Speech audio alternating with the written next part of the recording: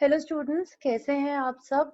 Welcome to Concept Coach. आज की 10 minute concept video में मैं बात करने वाली हूँ कैटालिटिक हाइड्रोजनेशन की। यही टॉपिक मैंने क्यों सेलेक्ट किया, बिकॉज ये बहुत इंपॉर्टेंट टॉपिक है। चाहे आप बोर्ड्स के लिए प्रिपेयर कर रहे हो या फिर आप आईआईटी जेई जैसे कॉम्पिटिटिव एग्जाम्स के लिए प्रिपेयर कर रहे हो, इस टॉपिक में से क्वेश्चंस आने के चांसेस बहुत ज्यादा होते हैं। ये टॉपिक है तो बहुत सिंपल, मगर इसमें बहुत इंपॉर्टेंट कॉन्सेप्ट्स इन्वॉल्व हैं जिनके बारे में हम आज डिस्कस करेंगे 10 मिनट्स में। हम डिस्कस करने वाले हैं बेसिक्स ऑफ रिएक्शन, यानी रिएक्शन होता क्या है, ये इसमें कैटलिस्ट का रोल क्या है, सिन एडिशन क्या होती है, heat of hydrogenation and Lindlar's catalyst. तो चलिए जल्दी से शुरू करते हैं। देखिए, हाइड्रोजनेशन का मतलब होता है एडिशन ऑफ हाइड्रोजन, हाइड्रोजन को ऐड करना, राइट। तो यहाँ पर मेरे पास एक एल्कीन है और एल्काइन है। इन दोनों में क्या प्रेजेंट होता है? Pi bond. एल्कीन में एक पाई बॉन्ड है और एल्काइन में दो। जो पाई बॉन्ड्स होते हैं ये सिग्मा बॉन्ड के कंपैरिजन में वीक होते हैं। तो जब इसमें हम हाइड्रोजन ऐड करेंगे क्या होगा? एल्कीन का पाई बॉन्ड ब्रेक होगा। जब एल्कीन का पाई बॉन्ड ब्रेक होगा तो दोनों कार्बन्स का बॉन्ड कम हो गया।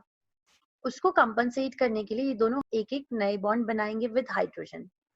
सिमिलरली जब हम एल्काइन में हाइड्रोजन ऐड करेंगे, एल्काइन का एक पाई बॉन्ड ब्रेक होगा। उसको कंपनसेट करने के लिए दोनों कार्बन्स के एक एक नए बॉन्ड बनेंगे विद हाइड्रोजन। प्रॉब्लम क्या है कि यहाँ पर जो एल्काइन है वो किस में कन्वर्ट हुआ? एल्कीन में। लेकिन जो एल्कीन है it's more reactive than alkyne. So reaction को इस स्टेज पर स्टॉप करना क्या है? डिफिकल्ट है। ये एल्काइन फर्दर रिएक्ट करेगा, ठीक है। इसका जो पाई बॉन्ड बचा हुआ है वो भी ब्रेक होगा। जब वो पाई बॉन्ड ब्रेक होगा तो उसको कंपनसेट करने के लिए दोनों कार्बन्स वापस से क्या बनाएंगी? हाइड्रोजन के साथ बॉन्ड बनाएंगी। यानी जब एल्कीन होगा वो फाइनल प्रोडक्ट एल्केन देगा और जो एल्काइन है वो भी फाइनल प्रोडक्ट एल्केन देगा, ठीक है। एल्काइन की एडिशन के बाद alkene as a final product नहीं बनता। क्या बनता है? एल्केन। ये रिएक्शन जो होता है इसमें कैटलिस्ट क्यों ऐड कर रहे हैं? बिकॉज अगर सिर्फ हाइड्रोजन ऐड करेंगे तो एच बॉन्ड को ब्रेक करने के लिए काफी एनर्जी चाहिए होती है, राइट। सो अगर कैटलिस्ट प्रेजेंट नहीं होगा तो ये रिएक्शन बहुत स्लो होगा, ठीक है। बहुत हाई टेम्परेचर, बहुत हाई प्रेशर लगेगा। इसीलिए इसके अंदर हम कैटलिस्ट ऐड करते हैं। कौन सा कैटलिस्ट ऐड करते हैं? या तो निकल, या फिर पैलेडियम, या फिर प्लैटिनम। सिमिलरली यहाँ पर भी रिएक्शन किसकी प्रेजेंस में होगा? इन तीनों में से एक कैटलिस्ट की प्रेजेंस में होगा, राइट। लेकिन कैटलिस्ट ऐसा क्या जादू कर रहा है कि रिएक्शन का स्पीड इंक्रीज हो रहा है? सो उसको भी देख लेते हैं। सो ये जो ब्लू कलर के सरफेस दिख रहे हैं, लेट्स अज्यूम कि ये मेटल सरफेस है, मेटल कैटलिस्ट का सरफेस है और यहाँ पर हमारे पास हाइड्रोजन गैस प्रेजेंट है। There will be attraction between this hydrogen gas and metal surface. As a result, कुछ molecules हाइड्रोजन के इसके surface पर adsorb हो जाएंगे, right? जो term मैं यहाँ पर use कर रही हूँ that is adsorption. Adsorption means वो हाइड्रोजन मॉलिक्यूल्स उसके surface पर retain रहेंगे, right? उसके अंदर नहीं जा रहे, मेटल के अंदर, उसके surface पर retain रह रहे हैं। Adsorption is a phenomena जो surface phenomena होता है। जब ये हाइड्रोजन मॉलिक्यूल्स एड्सॉर्ब होंगे, इनके बीच में एंड सरफेस के बीच में फोर्स ऑफ अट्रैक्शन होगी। एज अ रिजल्ट ये हाइड्रोजन हाइड्रोजन बॉन्ड ब्रेक हो जाएगा, ठीक है। तो H2 किस में कन्वर्ट हो गया? हाइड्रोजन एटम्स में कन्वर्ट हो गया। So that gives us first application of catalyst. It helps in weakening of HH bond. HH bond को ब्रेक करने में ये हेल्प करता है। नेक्स्ट स्टेप क्या होगा? ये जो एल्कीन है, alkene will also be attracted to the surface of metal, right? As a result, इस हाइड्रोजन का जो एडिशन होगा वो इजी हो जाएगा। Are you getting me? Hydrogen दोनों कहाँ से ऐड हो रहे हैं? दोनों सेम साइड से ऐड हो रहे हैं, ठीक है। कोई भी दो चीज कब रिएक्ट करती हैं? जब वो आपस में क्या कर पाएंगी? कोलाइड कर पाएंगी। इससे क्या होगा? एक प्रॉपर ओरिएंटेशन प्रोवाइड होगा और ये दोनों हाइड्रोजन एटम इजिली इस एल्कीन में ऐड हो पाएंगे। एज अ रिजल्ट हमारे पास कार्बन हाइड्रोजन का बॉन्ड बन जाएगा। तो सेकंड जो एप्लीकेशन है कैटलिस्ट की वो क्या है? It provides proper orientation, it helps in weakening of HH bond and it provides proper orientation for the reaction।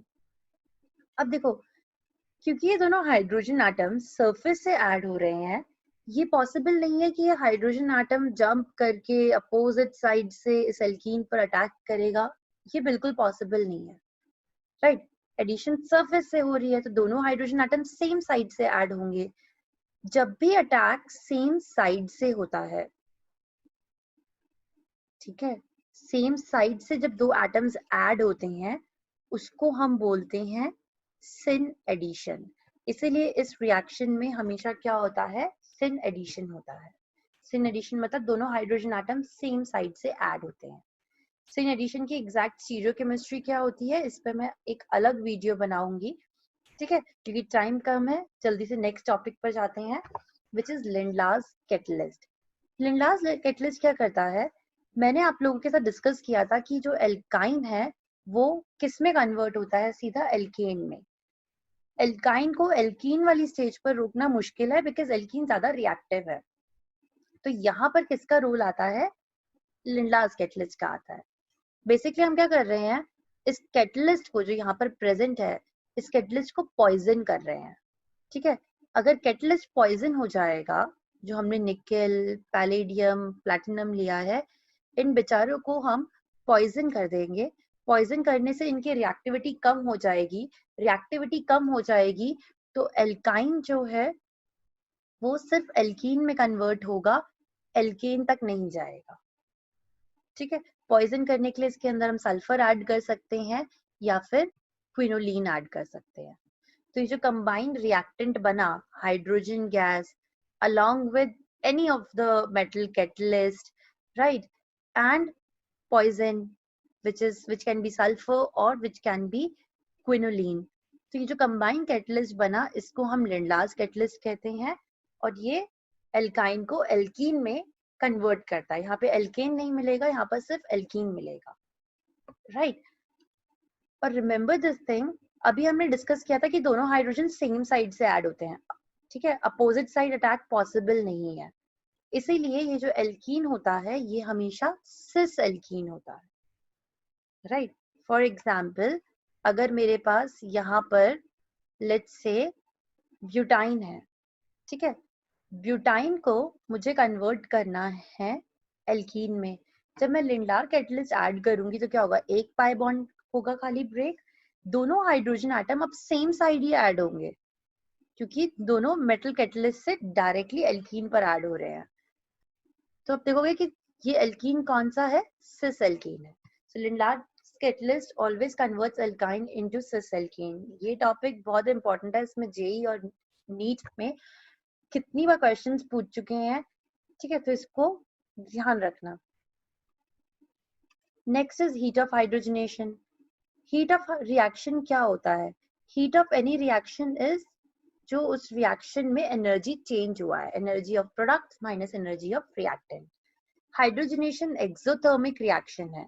क्योंकि ये एक्सोथर्मिक रिएक्शन है, इसका जो डेल्टा एच होता है वो हमेशा क्या आता है? नेगेटिव। और इसका रोल क्या है? जो हीट ऑफ हाइड्रोजनेशन होता है it is inversely proportional to stability of alkene. यानी एल्कीन जितना स्टेबल होगा उतना डेल्टा एच का जो मैग्नीट्यूड है, जो उसकी वैल्यू है, वो क्या होगी? कम होगी। फॉर एग्जाम्पल, मेरे पास एक एल्कीन है जिसका delta H let's say -120 kilojoule पर मोल है और एक के लिए वैल्यू जो है वो -135 किलोजूल पर मोल है। तो नेगेटिव साइन मत देखो, सिर्फ मैग्नीट्यूड देखो। नेगेटिव साइन सिर्फ किस लिए है? क्योंकि वो ये शो कर रहा है कि एनर्जी रिलीज हो रही है, रिएक्शन एक्सोथर्मिक है। अगर हम यहाँ पे सिर्फ मैग्नीट्यूड कंपेयर करें तो मैग्नीट्यूड किसका कम है? 120 वाला। तो ये वाला एल्कीन क्या होगा? जो फर्स्ट एल्कीन होगा it will be more stable, ठीक है। First will be more stable as compare to second. So that was about all the topics in 10 minutes. अगर आपको इन टॉपिक्स के जो हमने आज डिस्कस करे हैं इनके नोट्स चाहिए, आपको देखना है कि इनमें से पास्ट ईयर्स में कौन कौन से क्वेश्चंस आ चुके हैं, तो please visit our website www.conceptcoach.in. You will be getting all the notes there related to this topic. And please like, share, subscribe. अगर आपको लगता है कि कोई पर्टिकुलर टॉपिक है जो आप जानने में इंटरेस्टेड है, आप चाहते हैं कि मैं वो शेयर करूं, उस पर वीडियो बनाऊं, तो do write in the comments. I will try to include that in my next video. तब तक के लिए बाय बाय.